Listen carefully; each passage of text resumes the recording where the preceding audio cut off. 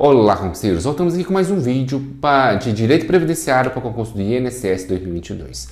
Fazendo um resumo da aula passada, nas últimas aulas a gente estudou um pouco sobre a Previdência Social, tá? Previdência Social, e depois a gente fechou fazendo um vídeo apenas de questões. Agora eu vou tentar entrar na Previdência Social e farei a mesma coisa. Pegarei alguns tópicos da Previdência Social e darei um vídeo só de questões, depois mais alguns tópicos e um vídeo só de questões para a gente ver como que a banca vai cobrar isso na hora da sua prova. Vou fazer um breve resumo do que a gente já viu. Nas aulas de Seguridade Social, a gente aprendeu que a Seguridade Social é formada com três pessoas: a saúde, a assistência e a previdência. Dessas três pessoas, a saúde e a assistência são gratuitas e a previdência é contributiva. O que quer dizer contributiva? Você tem que pagar para receber algum benefício. Ao contrário da saúde e da assistência. Porque a saúde, se você passar mal, você vai lá para o SUS e tem atendimento de graça. A assistência é para as pessoas desamparadas, as pessoas que estão na margem de pobreza. Assistência só para elas não vão pagar por causa disso. Então, isso foi o resumo. A gente viu também nas aulas anteriores os 10 princípios da assistência social. Eu não vou falar sobre eles aqui. Quem quiser, assista às aulas anteriores. Os 10 princípios. A gente também falou nas aulas anteriores como é arrecadado dinheiro para a Seguridade Social. Como é arrecadar. Por quê? Se a saúde é de graça, quem paga ela? Quem paga a assistência? A gente viu isso nas aulas anteriores. Agora, vamos focar. Se você está fazendo concurso para o INSS, o que mais que vai cair no seu concurso? Previdência. O INSS trabalha com a Previdência. Ele não trabalha nem com a saúde nem com a assistência. Ele trabalha com a Previdência. Para a gente começar com a Previdência Social, a gente tem que lembrar que existe dois tipos de pessoas nela. As contributivas, que eu falei, ser obrigado a contribuir, querendo ou não. Por exemplo, no caso do empregado. Se você é empregado de alguém, você é obrigado a contribuir. Assim que você assinou a carteira, já vem descontando contribuição social, tá? Então, existem as pessoas que são obrigadas a contribuir, ela querendo ou não. Existem as pessoas facultativas. Olha, mas se é facultativo, então se ela não quiser pagar, ela vai ter direito a alguns benefícios? Não. Ela só vai ter direito se ela pagar. Por exemplo, se ela estiver pagando facultativamente, ela vai ter direito a aposentar se ela pagar. Se ela não pagar, ela não vai ter direito, tá? Existem esses dois grupos. Hoje, vamos olhar o primeiro grupo, que o primeiro grupo fala daqueles que são obrigados a pagar. São 5 pessoinhas que são obrigadas a pagar. O primeiro deles seria o empregado. Todo mundo já sabe, é o mais famoso de todos, porque a maioria de vocês aí já foi empregado, já teve carteira assinada. Esse é o empregado. Existe também agora o empregado doméstico, porque a gente tem que estudar as leis atualizadas. Se for estudar com o material do último INSS, não tinha esse empregado doméstico. Então tá, empregado doméstico é o nosso segundo. Tem o contribuinte individual também, que é o terceiro. Temos também o trabalhador avulso. E para finalizar, temos o segurado especial. Eu tenho que saber o nome de cada um deles? Sim, não só saber o nome, como distinguir cada um deles. Farei um vídeo especialmente para cada um deles. O vídeo de hoje eu vou falar sobre os empregados, que é o primeiro, que abrange muito mais gente, tá? Depois eu falei um vídeo sobre cada um deles. E como isso pode ser cobrado no seu concurso? Geralmente vai te dar um probleminha, a pessoa que trabalhou nisso, aquilo, ele é o quê? Ele é contribuinte individual? Ele é um empregado? Tá? A banca vai te confundir. Ou ela vai inventar mais uma, além dessas 5 categorias. Aí você vai ter que colocar errado. Lembra, a questão da Sebrasf é apenas certo ou errado. Então é muito importante você agora decorar pelo menos os nomes desses 5. E aos poucos a gente vai ver o que cada um fala, tá? O empregado. O que a gente pode falar do empregado? Quem é considerado empregado segundo a lei? Você é considerado empregado segundo a lei, primeiramente, você tem que receber um salário. Ou seja, tem que ser algo remunerado. Se não for remunerado, você não é empregado. É o primeiro critério. Outra coisa, você tem que ter um vínculo de emprego. Por exemplo, habitualidade ou não eventualidade. A Banca Sebrasf adora não eventualidade, porque as pessoas decoram que está lá na lei habitualidade. O que quer dizer isso? Você habitual, por exemplo, toda segunda-feira eu vou trabalhar com o Jardel editando os vídeos dele. Tá vendo? Isso aí tá habitual. Ou seja, de segunda a sexta eu trabalho num determinado comércio. Ou seja, você tem aquele horário fixo habitual. Não é assim, vou trabalhar um dia que eu quero. Não. Você tem um vínculo de emprego habitual. Não pode ser essa coisa eventual. Trabalho agora, depois não sei quando eu vou trabalhar. Isso não é empregado. E outra característica bem importante é a subordinação. Tem que ter, então, receber salário, você tem que ter esse vínculo, a habitualidade, ou seja, a não eventualidade, e você tem que ser subordinado a alguma pessoa. Isso é considerado empregado. Mas quando a gente vai fazer os probleminha, não está bem claro isso não. Como que pode cair no seu probleminha? A Sebrae pode perguntar para você lá sobre o menor aprendiz. Coloca lá, uma certa pessoa lá com 17 anos está trabalhando com o menor aprendiz em determinado local, não sei o quê. Ela é contribuinte individual? Você vai marcar que não. Por quê? Esse menor aprendiz recebe salário? Primeiro que você tem que olhar, ele recebe salário? O menor aprendiz recebe salário. Ele vai quando ele quer trabalhar ou ele tem um vínculo empregatício? Ou seja, ele é habitual naqueles dias certinho? Ele é habitual. Então já tem duas características. Esse menor aprendiz é subordinado a alguém? Alguém manda nele lá? Sim. Não manda?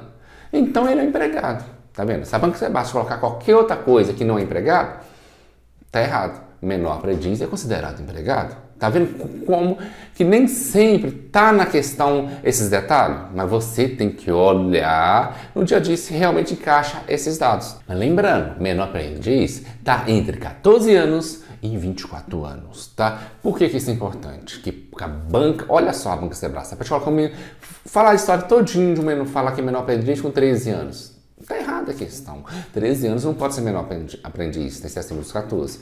A questão também pode colocar lá um menino com um rapaz de 23 anos. Aí você pensa, 23 anos, o rapaz já está na faculdade, então ele não pode ser menor aprendiz mais. Pode até 24, tá? Muito cuidado da idade, números, muito cuidado com números que caem muito na prova. Outra coisa que tem que olhar também é que menor aprendiz é apenas com 2 anos de serviço. Tá? Sendo 14, com 16 anos já não pode ser menor aprendiz. Ou então, por exemplo, o rapaz lá de 18 anos vai trabalhar até os 20 e vai continuar sendo menor aprendiz? Não. Ou se a empresa quiser ele lá ainda, que contrate ele de uma vez, né? Deixe de ser menor aprendiz. Lembra, menor aprendiz é empregado. Outra pessoa que muita gente erra na hora da prova é o trabalho temporário. Imagina só, por exemplo, tem lá uma funcionária na empresa lá que engravidou, ela tirou licença maternidade. A empresa precisa colocar alguém lá, só que ela não vai contratar alguém para trabalhar a vida inteira. Ela quer alguém só que cubra esse buraco enquanto a sua funcionária está de licença maternidade.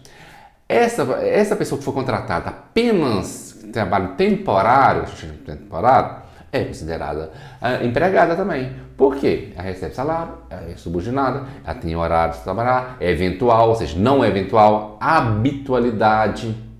Ou seja, então ela é considerada empregada, mesmo que seja temporário. Lembrando, trabalho temporário é no máximo 180 dias, sendo contínuo ou não. Contínuo não cai muito na prova, porque geralmente coloca lá Sebrae, trabalho temporário com 180 dias apenas consecutivos. Não é apenas consecutivos, pode ser consecutivo ou não.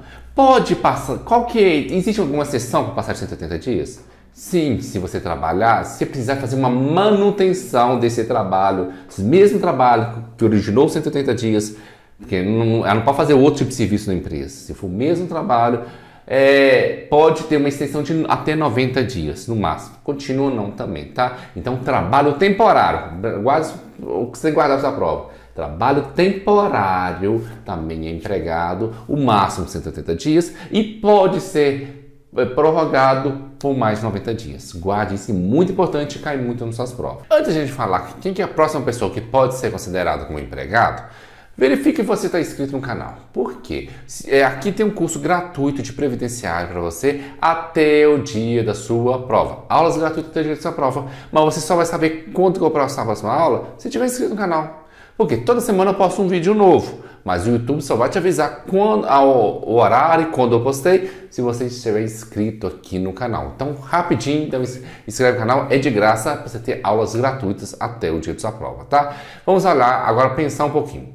Faz de conta que tem uma empresa, por exemplo, um banco ou uma loja física aqui no Brasil. Essa loja resolveu fazer uma filial fora do Brasil. Contratou pessoas aqui. Pode ser brasileiro, pode ser estrangeiro, cuidado, isso pode ser estrangeiro contratado aqui no Brasil, para trabalhar lá nessa filial sua, sucursal sua, fora do Brasil. Se você vai trabalhar fora do Brasil, você é obrigado a filiar à Previdência Social, filiar ao INSS? Sim, porque você é um empregado. Ah, lembra, a empresa é brasileira. É brasileira, fez apenas a filial fora do Brasil. Você é considerado empregado. Combinado? Por quê? Você vai ter emprego, você vai ter subordinação, você vai ter não eventualidade, ou seja, habitualidade no emprego. Você é considerado empregado numa empresa brasileira, mesmo que essa empresa não esteja aqui dentro do Brasil. Isso aqui é uma das hipóteses. Outra hipótese, você tem uma empresa agora estrangeira que tem a filial aqui e resolveu fazer uma filial aqui no Brasil. Se você for contratado nessa empresa, você vai ser obrigado a ser... Você vai ser empregado? Sim, uma empresa aqui, por exemplo, existem várias lojas da Apple aqui no Brasil e você que trabalhar empregado. Agora imagine uma empresa estrangeira, está lá no estrangeiro. Você vai trabalhar lá, mas ela está contratando aqui no Brasil para você trabalhar lá. Se o capital dessa empresa for a maior parte desse capital for das pessoas votantes brasileiros, ou seja, capital brasileiro nessa empresa, você pode ser considerado empregado também, tá? A empresa estrangeira, você trabalha lá fora do Brasil, mas ela contratou aqui no Brasil e a maior capital dessa empresa é brasileiro. Aí também você é considerado também empregado. Outra maneira, se você também saiu do Brasil para trabalhar para a União. Sim, a União tem suas autarquias, tem suas empresas e você vai trabalhar fora do Brasil para a União. Se você trabalha para a União, você está trabalhando para o Brasil. Se você está trabalhando no Brasil, você também é considerado empregado. Você só não vai ser considerado empregado. Oh, muito cuidado com isso, tá? Porque nesse caso eu falei, vai ser empregado. Essa é a regra. Mas existem algumas exceções. Por exemplo, autarquia, quem trabalha na autarquia? A maioria são funcionários públicos. Se você é funcionário público e foi trabalhar fora do Brasil, para a União, uma autarquia da União, você fez um concurso público e foi trabalhar, você não é empregado. Você tem um regime próprio de previdência social. Ou seja, você não vai aposentar pelo INSS. Você vai aposentar pelo regime próprio do Estado, da União, você vai aposentar pela União. É o contrário. Regime próprio geralmente não cai nas provas do INSS. Você tem que conhecer quem pertence ao regime próprio e quem não pertence, para não errar isso na nossa prova. Tá? Então, se for concursado, não vai ser empregado. Outra, se você for contratado, mas quando você for contratado lá e resolveu se afiliar ao regime próprio, à previdência do outro país, aí você não vai ser filiado aqui no Brasil, você já está filiado lá, tá? Ou você é filiado aqui no Brasil, ou você é filiado na previdência do outro país, tá? Então são casos que você não precisa ser empregado. Mas se você for contratado aqui no Brasil e você optou ou não tinha outro jeito, só tinha do Brasil, você vai ser considerado empregado nesse caso, tá? Trabalhando para a União. Existe outro caso também. Imagina só, todo país tem o seu consulado, né? Por exemplo, tem o consulado aqui no Brasil, dos Estados Unidos e de outros países. Dentro do consulado é como se fosse a terra deles lá. Igual, por exemplo, você vai nos Estados Unidos e tem o consulado brasileiro. Dentro daquele consulado é como se fosse um pequeno Brasil lá dentro, regras brasileiras. Então, se você for contratar para trabalhar dentro desse consulado, você também vai ser empregado, desde que você não vincule a previdência por exemplo, se for o consulado da Itália aqui no Brasil. Se você for vinculado à previdência italiana, você não vai ser vinculado aqui na brasileira. Mas se você não for previdência italiana, você vai ser vinculado à brasileira. Estou falando consulado aqui dentro do Brasil. E pode ser também, lembra, estrangeiro. Sempre estrangeiro pode. Se contratou estrangeiro aqui dentro do Brasil, ele vai ser empregado também, tá? Desde que esse estrangeiro more no Brasil, tem residência no Brasil. Então, por exemplo, o consulado italiano. Aí ele trouxe um italiano para trabalhar aqui no consulado. Ele não pode ser filiado à previdência aqui brasileira. Então, ele não vai ser empregado. Outro cuidado a gente tem que tomar nisso. Mas, se, por exemplo, se fosse um italiano que está morando há anos aqui no Brasil, tem residência aqui no Brasil e for contratado para trabalhar no consulado italiano, ele pode ser vinculado à nossa previdência aqui e ser considerado empregado também. E eu vou te falar mais ainda. Como eu falei aqui de servidor público, eu falei assim, com a União, tem uma empresa pública fora lá. Se for servidor público, você não vai ser vinculado à Previdência Social, porque você já tem o seu regime próprio, não é? Porém, se você tiver cargo em comissão, o que é cargo em comissão? São aqueles cargos de chefia que tem dentro dos órgãos que político coloca lá dentro. Esses cargos em comissão aí são considerados empregados. Tá? Mesmo não sendo fora do Brasil, aqui dentro do Brasil mesmo, por exemplo, temos vários cargos em comissão, tanto o municipal, quanto o estadual, quanto federal. Porque, por exemplo, você trabalha dentro da prefeitura, tem os cargos de chefia lá de comissão. Essas pessoas não fizeram concurso público, foram escolhidos por algum político para representar eles lá dentro, tá? Apenas isso, vai ser cargo de chefia e assessoramento. São cargos que ele pode colocar e tirar na hora que ele quiser, tá? Não precisa nem motivo. Ah, amanhã eu não quero esse cara mais não, agora eu quero colocar esse. Pode. Essas pessoas são consideradas empregados pela lei. Também que empregado abrange muitas pessoas. Calma, gente.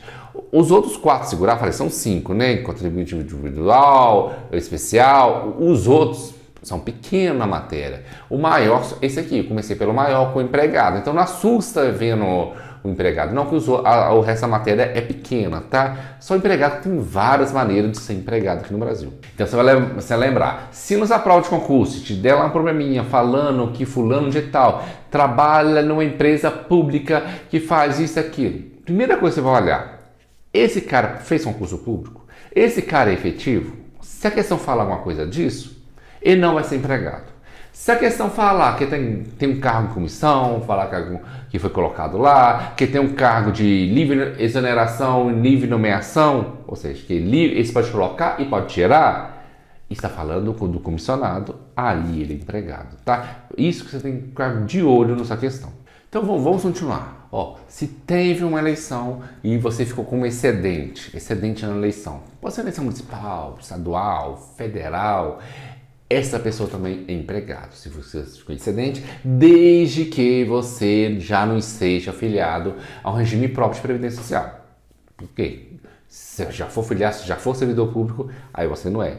Se você apenas ficou excedente no município, no estado, no federal, você é considerado empregado. Tá vendo? Empregados são várias coisinhas, são empregados. A maioria das questões são empregado.